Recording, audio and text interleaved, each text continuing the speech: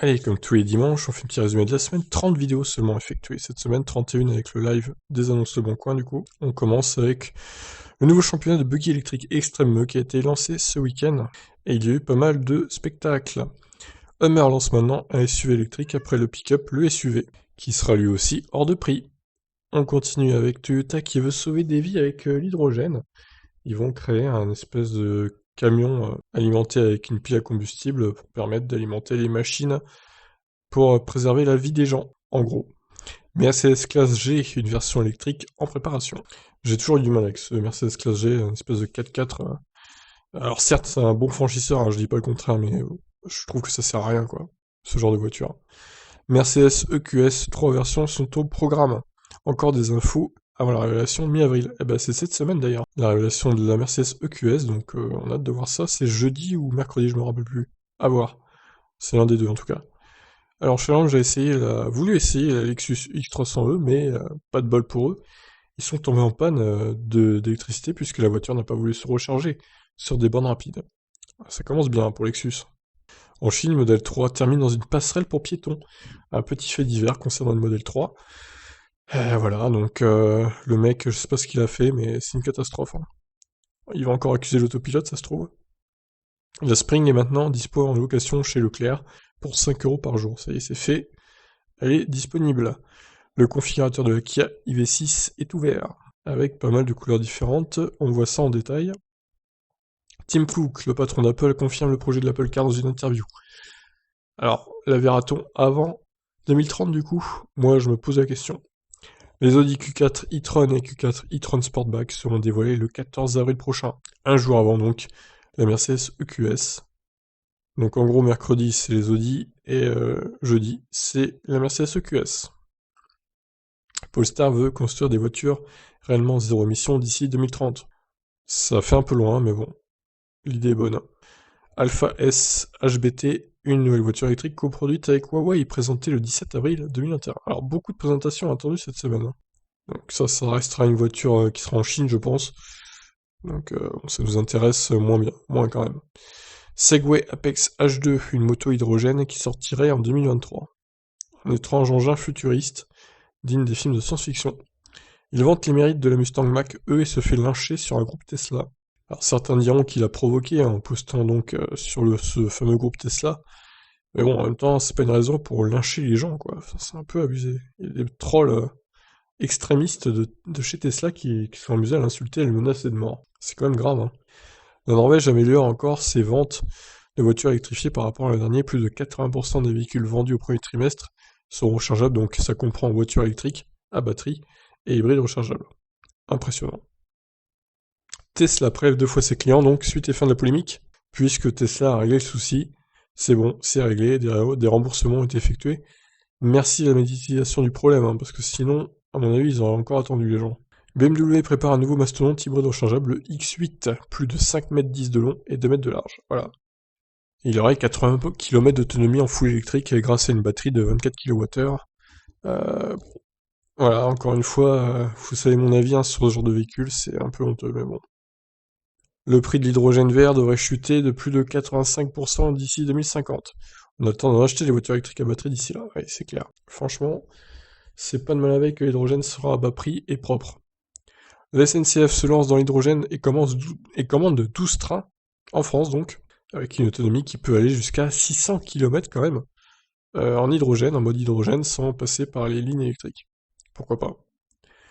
Tesla Model 3, nouveau changement de prix en France. Alors, je sais pas pourquoi cette vidéo a été extrêmement vue. 1700 quand même. Vous avez cru qu'il y avait encore une grosse baisse peut-être? Ah bah non, mauvaise nouvelle, hein, c'est la Longrange qui augmente de 1000 €. Et du coup, la peinture rouge baisse de 1000 € aussi, ce qui peut permettre, si vous commandez une SR+, par exemple, de rester avec le bonus de 7000 €. Ça, c'est pas mal. Alors, la Gigafactory de Berlin, Tesla fortement agacé par l'administration allemande. Une lettre a même été envoyée au gouvernement allemand. Ah oui, parce que finalement, Tesla n'a toujours pas de permis définitif hein, pour sa Gigafactory de Berlin. Pour l'instant, c'est que des permis provisoires, donc si ça leur prend à l'Allemagne, ils peuvent dire bah non, on vous accorde pas de permis définitif et puis vous dégagez en fait. C'est un peu ça l'histoire. Donc ça commence à inquiéter Tesla et ils commencent à s'agacer.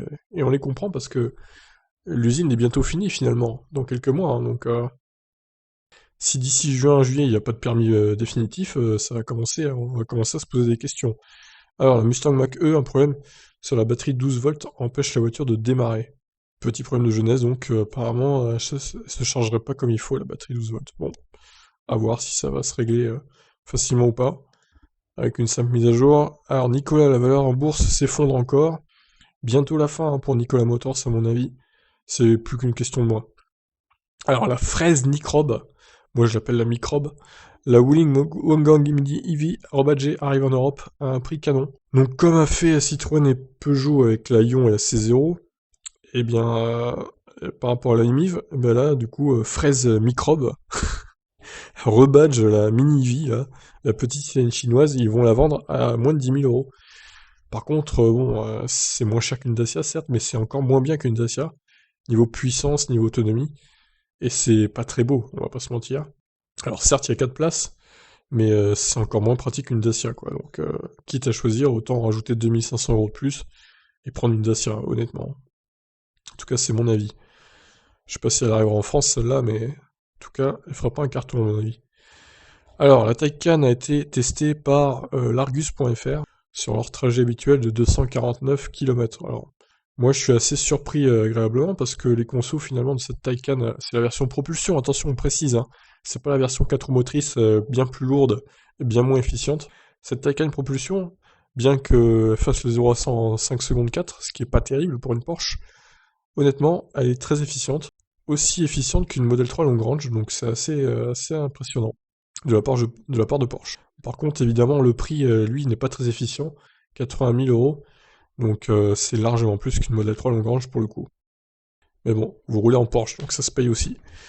Alors, ils ont aussi testé l'Airways U5, lui par contre, c'est beaucoup moins efficient, et en même temps c'est un SUV, et c'est chinois, donc forcément, c'est pas de la grande qualité. Alors, j'étais assez choqué qu'il n'y ait pas de GPS hein, quand même dans ce véhicule, qui coûte près de 40 000 euros quand même, bonus déduit, ce qui est quand même assez scandaleux qu'il n'ait pas un GPS. Un GPS, c'est pas très cher à produire, je pense, surtout qu'il y a un écran tactile à l'intérieur.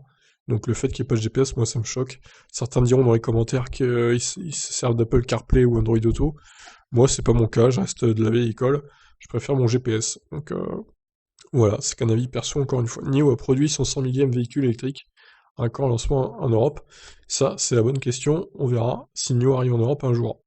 Dans quelle région de France la Model 3 se vend le mieux? Alors vous avez été nombreux à réagir aussi au fait que la Bretagne avait zéro. Vous avez dit peut-être que c'est parce que toutes les ventes sont prises en compte à Nantes, en Pays de la Loire, ce qui est possible aussi.